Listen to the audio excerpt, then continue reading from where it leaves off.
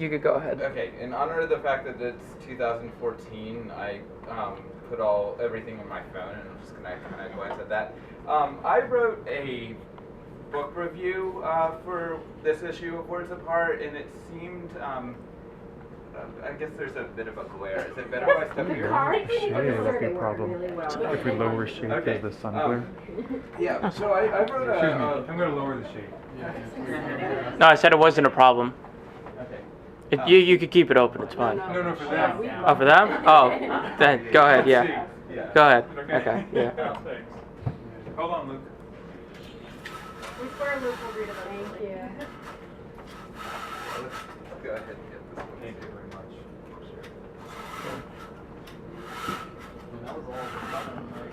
Is that better? Okay. Thanks. All right. So I wrote a book review, and I thought it would be a little boring to read a book review. I mean, I know some people do that, but I thought instead I'd kind of give a little bit of a presentation on the topic.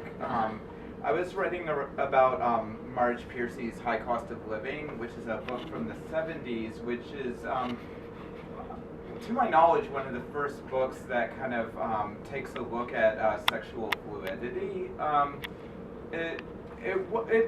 I don't think she kind of formally wrote the book with, like, as a quest to address that topic, but it definitely came up and was kind of woven throughout the book in sort of an interesting way. And you know, as I was sort of sifting through the criticism, it was clear that in the 70s people just did not understand that topic. You know, there was a pushback from Kirkus, there was pushback from a lot of prominent literary critics that just said, you know, hey, what the heck is going on?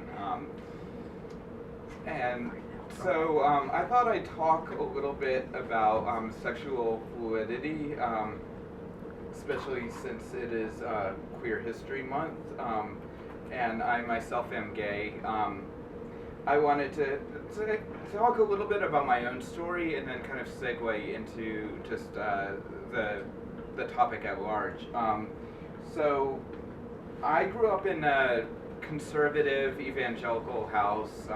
My parents are anti-gay, and so for me, I think I tried to make religion, you know, conservative evangelicalism, an important thing to me because I was surrounded by it. It never really clicked.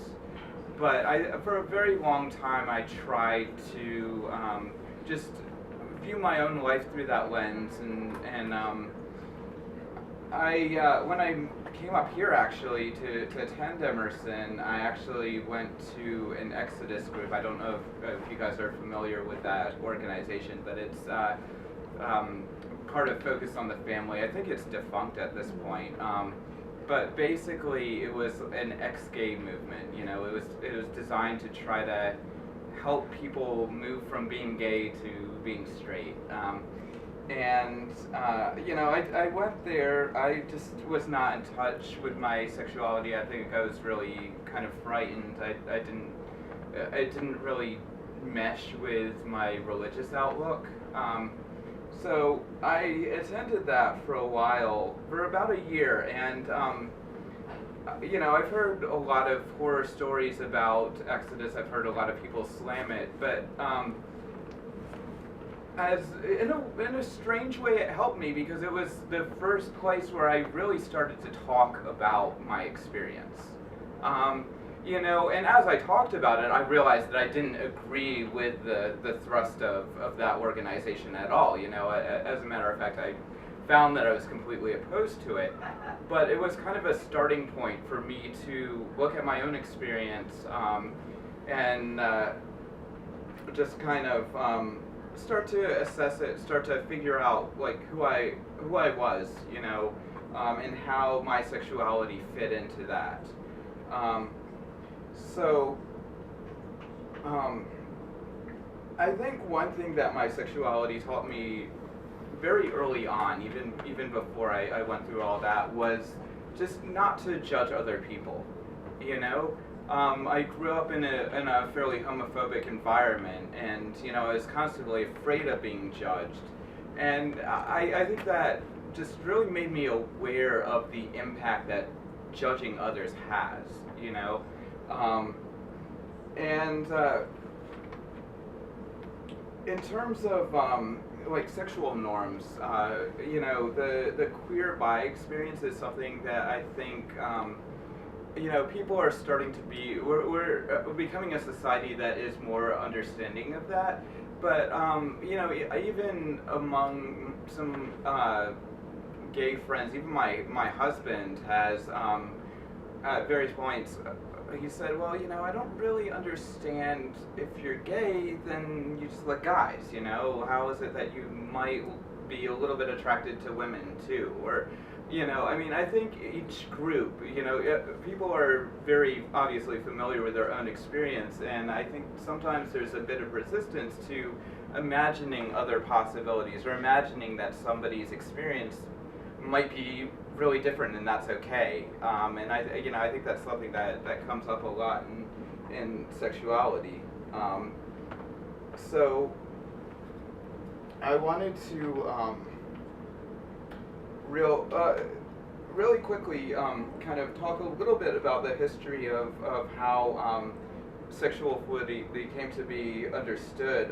In 1948, Alfred Kinsey and some other psychologists developed a 6-point scale, and he said, if you're at one end, you're attracted to one gender, the other gender. If you're at the other end, you're attracted to your own. But there's like these different grades in between. Like maybe you're a little bit, attracted to your own gender, but like more attracted to the other gender, or maybe it's 50-50, and that kind of launched I think a new way of thinking about sexuality. I mean.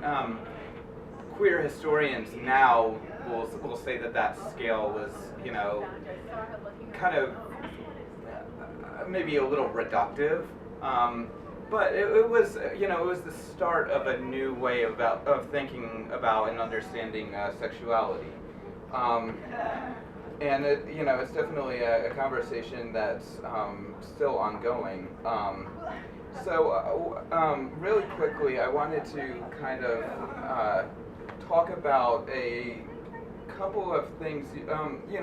Since I grew up in a conservative environment, and the pushback against gays was that like same-sex marriage will lead to this, it will lead to that, which is really kind of ridiculous. But I think sometimes there's still some value in discussing why exactly that is ridiculous. Because there's a lot of times we can kind of bristle at the idea of something, but maybe we haven't really fully looked at it enough to say, well, here are the very specific reasons that this thing is ridiculous, So I wanted to kind of run through some other things that I think relate in different ways to the idea of sexual fluidity. So one thing that might come up is age, age differences versus, is it okay to be attracted to people that are much older than you or much younger than you? And, honestly, I don't see anything wrong with that, but, when you are dealing with younger people, there's definitely sort of a privilege issue there, Somebody that's older has a different emotional understanding than somebody that's younger, and, that's why the concept of minors exists, and that has to be respected, because somebody that's really young just may not have the emotional, or like even the self-knowledge to be able to sense when somebody's acting in a predatory manner, so that's in place for that reason. Another thing that kind of comes up that relates, I think, to sexual fluidity is sexuality and racism. And this is something I wanted to kind of address how that's different, because it is a very different topic. But that kind of relates. It connects in the sense of attraction. It's very easy to say that, well, I'm attracted to a certain gender, or I'm attracted to a certain race. But those two things carry completely different weights in our society. First of all, if I say I'm attracted to the same gender, that puts me in a very small group of people. As a gay person, I always hear different statistics, but I think it's about like 3% of the total population is gay.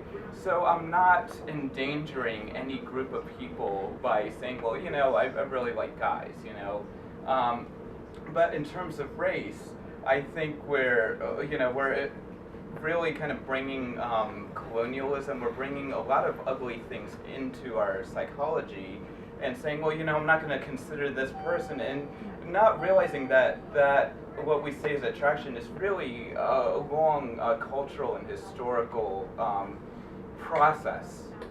And we're kind of closing ourselves off to, I think, what could be really wonderful possibilities, And it also comes to respect, There was a really beautiful poem that we published in issue 4 of Words Apart that was written by a teenage black girl who was in high school, and she was writing about how she was attracted to a white guy, and he said, well, sorry, I'm not attracted to black girls, and it just kind of broke her down in a way, and she the analogy she used was she wanted to rub yogurt all over her body to make herself appear lighter, and so we don't. I think that in terms of attraction, we first of all there's the historicity of that may be influencing how we think.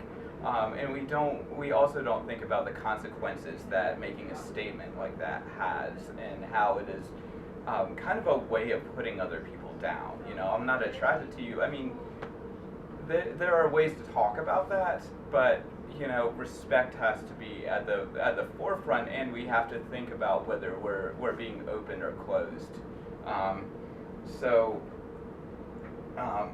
And on the other end of that is the idea of racial fetishization. And there was a wonderful article that appeared in the Toast by Joel Kim Booster, who's a comedian. He's of Korean descent, but it was adopted by a white family. And one of the things he said in that essay that really stood out to me was, he was talking about all these different guys he's dated. They dated this one guy who said, I